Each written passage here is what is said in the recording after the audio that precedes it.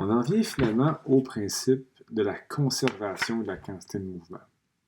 On a vu tantôt que la force résultante appliquée sur un système était égale à la variation de la quantité de mouvement par rapport au temps. Et on va regarder les cas spécifiques où notre système est isolé. C'est-à-dire que si on a un système pour lequel il n'y a aucune force externe appliquée dessus, bien, on peut tout de suite dire que la force résultante appliquée sur le centre de masse est nulle. Et on va voir le principe de la conservation de la quantité de mouvement. Donc, si j'ai aucune force externe appliquée sur mon système, on a cette équation-là, qui veut essentiellement dire que la quantité de mouvement du centre de masse est invariante dans le temps. Ce qui veut dire que P CMI est égal à P CMF. Bon, premièrement, si on se concentre sur le centre de masse lui-même, donc si on prend PCMI égale à PCMF, bien, PCM, c'est masse totale fois VCM. Donc, on pourrait dire que M total fois VCMI égale à masse totale fois VCMF. OK? J'ai juste élaboré là. Donc, P égale à M fois V. Bien, pour le centre de masse, c'est sûr que notre système, la masse totale ne changera pas. OK? Donc, je peux diviser par la masse totale chaque côté. Donc, première répercussion vraiment importante, c'est que la vitesse du centre de masse est toujours la même pour un système qui est isolé. C'est-à-dire que si je prends un objet, par exemple, imaginons là, une boîte là, qui se promène dans le... Donc, une boîte remplie d'explosifs là, qui se promène dans l'espace à vitesse constante. Donc, au départ, si c'est juste la boîte, ben, le centre de masse correspond à la position de la boîte. La vitesse est constante.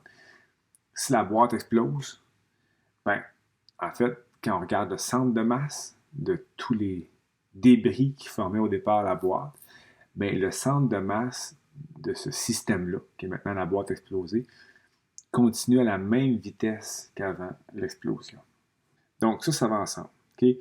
Si on a un système qui est isolé, oui, la quantité de mouvement du système est conservée, mais là, vu que la masse totale ne change pas, forcément, la vitesse du centre de masse demeure la même. Mais ce qui nous intéresse ici, nous, c'est que notre système est composé de plusieurs objets, donc de plusieurs masses. Donc, on va juste développer. On sait que la quantité de mouvement du centre de masse, on l'a vu tantôt, c'est la somme des quantités de mouvement de ce qui compose le système.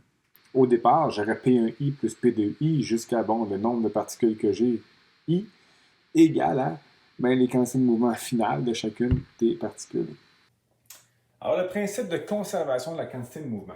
Alors, l'exemple que j'ai ici, c'est une masse, une boîte. C'est une boîte qui... Il n'y a pas de frottement. Donc, c'est une boîte qui se promène sur l'axe des X à l'horizontale avec une vitesse V qui est constante. Mais cette boîte-là est remplie d'explosifs. Donc, ce qui va arriver, c'est qu'à un moment donné, évidemment, elle va se déplacer à la droite, puis à un moment donné, elle va exploser. Puis après l'explosion, la boîte va se séparer en deux. Donc, je vais avoir M1 et M2, donc la boîte est séparée en deux. Et je vais avoir des vitesses finales qui sont maintenant différentes. Donc ici, on spécifie que, on connaît, disons, V2, et je vais avoir V1. V1, c'est pas évident, là, parce que je ne sais pas si ça dépend de l'explosion. Si l'explosion n'est pas très, très importante, la masse M1 peut quand même se diriger vers la droite, mais si l'explosion est très grande, je peux avoir une vitesse qui est vers la gauche. Donc, ce qu'on va faire, je peux mettre une vitesse V vers la droite, puis, comme d'habitude, si on se trompe, notre vitesse V1 sera négative, c'est tout. Dans ce problème-là, on nous spécifie plein de choses. Donc, la boîte au départ, 6 kg, M1 et M2, 2 et 4. La vitesse V2 à la fin, c'est 8 mètres par seconde. La vitesse au départ, c'est 4 mètres par seconde. Donc, la question est, que vaut la vitesse V1? Donc, le compartiment 1 ici, quelle sera la vitesse finale après l'explosion? Donc, le principe ici, c'est que, l'explosion dans la boîte, ce n'est pas une force externe, c'est une force interne. Donc, l'explosion fait partie de la boîte. Donc, c'est sûr que ici, je peux dire que PI est égal à PF. Donc, ça, c'est le principe de conservation de la quantité de mouvement. En d'autres mots, on a vu que si on prend le centre de masse de la boîte, bien, ce centre de masse-là va toujours à la même vitesse.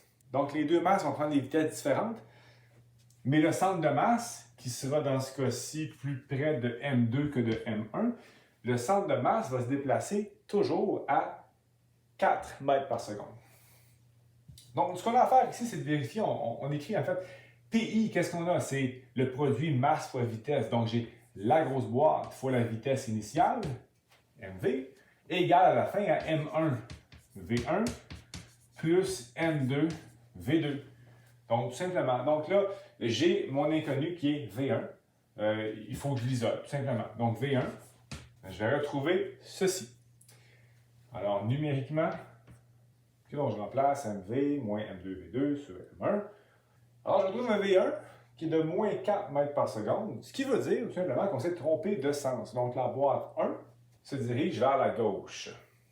Dans ces équations-là, ici, ça va bien parce que ma vitesse V2, on savait qu'elle était vers la droite. Là.